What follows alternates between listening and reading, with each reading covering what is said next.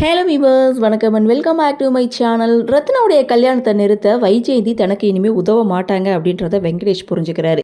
சரி, அடுத்து என்ன, நாமளே களத்தில் இறங்கி ரத்னா அறிவோட கல்யாணத்தை தடுத்து நிறுத்திடலாம் அப்படின்னு சொல்லி இங்கே வெங்கடேஷ் வைஜெயந்தி வீட்டுக்குள்ளே நுழையிறாங்க. அங்கே ஏதோ சம்திங் தேடி பார்க்குறாங்க. ஆனால் அவருடைய கைக்கு ஒரு கன்று கிடைக்குது.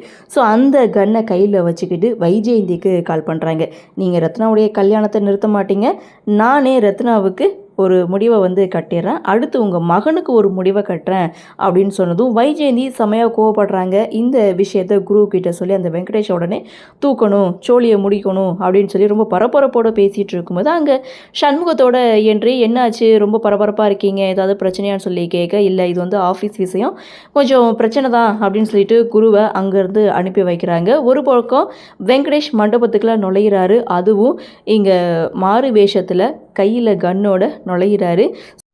என்ன நடக்க போகுதோ அப்படின்ற பரபரப்போடு ப்ரொமோவை முடிச்சிருக்காங்க. செம்ம இன்ட்ரெஸ்டிங்கான ஒரு ப்ரொமோ தான், பரபரப்பான ஒரு ப்ரொமோ தான் இல்லை.